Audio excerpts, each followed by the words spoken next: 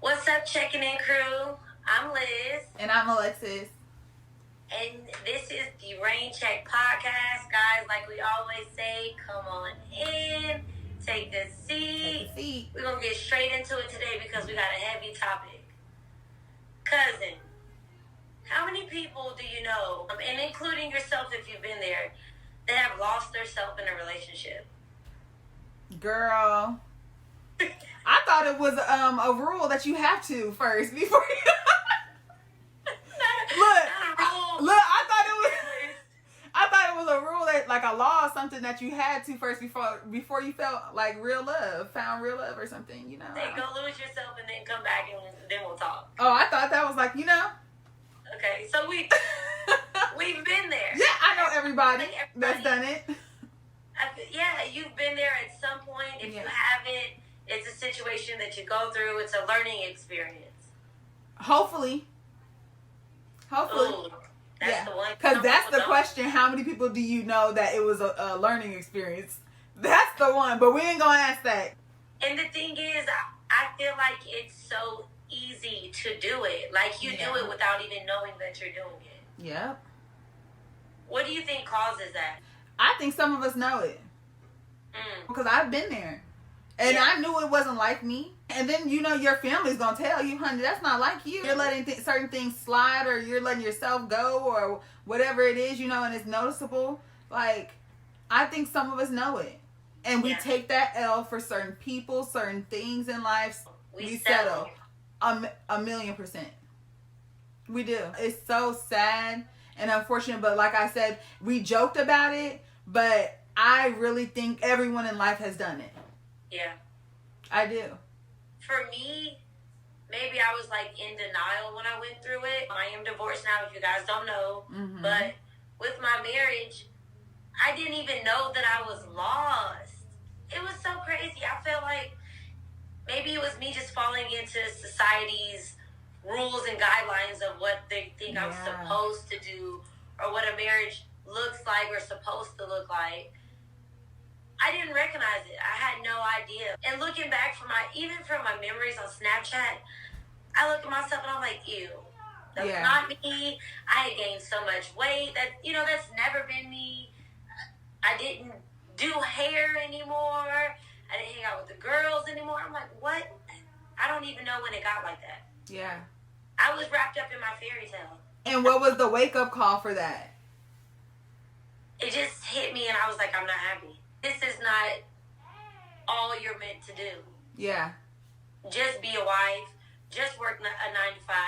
And when I hit the point of wanting more in life, my marriage started to shake. I was coming into the beginning of recognizing my full potential. Because that didn't even happen until 2 years after the divorce. Yeah. That's major. And we take on these different hats and roles, and that's the things that get overlooked. Some of it is like, shake yourself. You know it. You know it. And then there's some people that really don't. Yeah. That's the thing.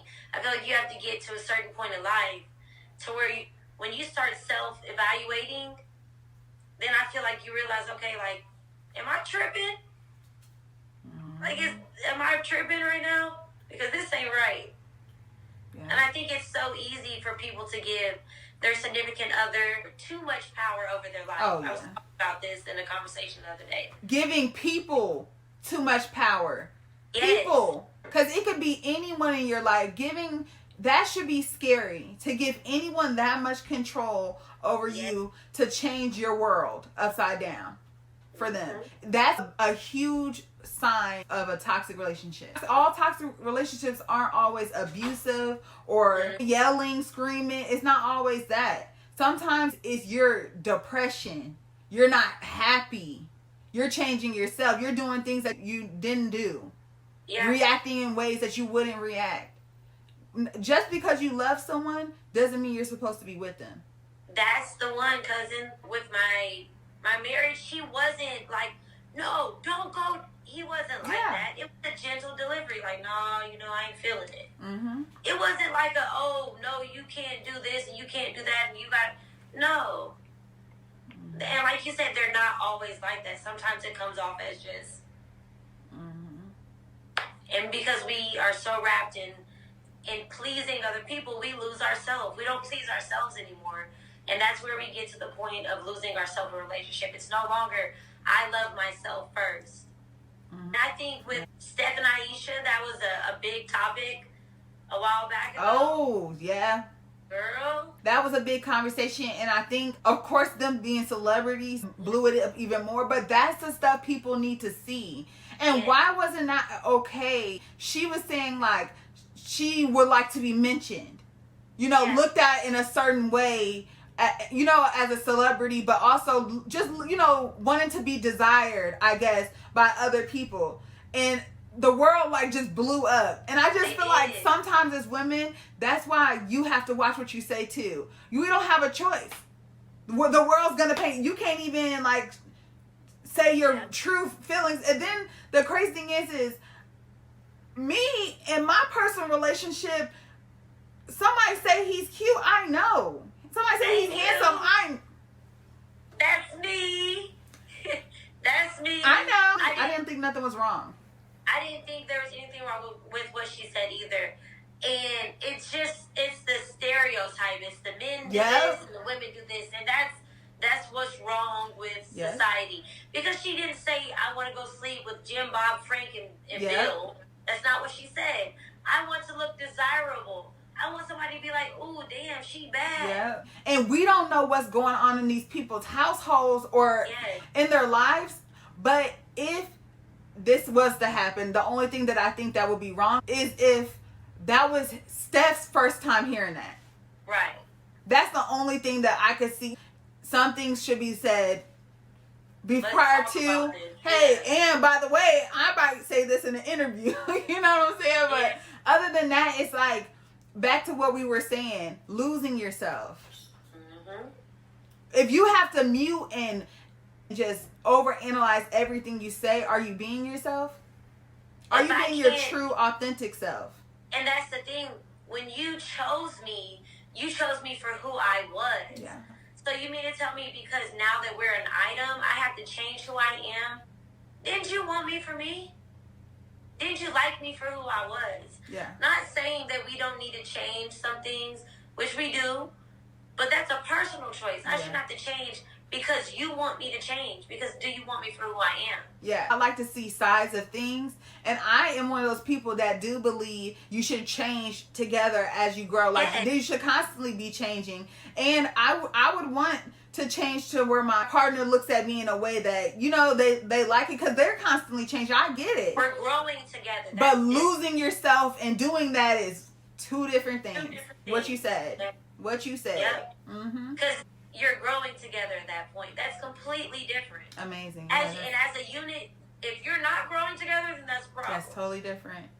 But that's not the same thing as me wanting to go do something and you're saying, no, I don't want you to do that. So now I have to ask your permission. Yeah. That's not losing yourself in the literal sense. You're doing it together. Changing together. Completely different. Yep. Amazing. Girl, what are some tips you would give someone who's either lost their self or to try to help them not get to that point of losing their self in a relationship? I really say, first and foremost, date. I think we need to start learning in the beginning.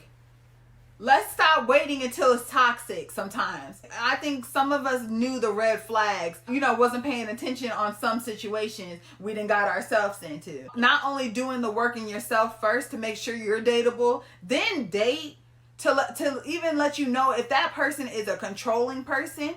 Maybe they want a girl that doesn't want to be themselves. Or like wants a girl that's fancy, wants to look cute. Some people's egos or character already will already show you that to avoid that. But on a more serious note, if you have lost yourself, listen. It's people that will listen to you. It's people that will have resources for you to be able to find yourself. And sometimes you need to just step out of any situation and just learn you.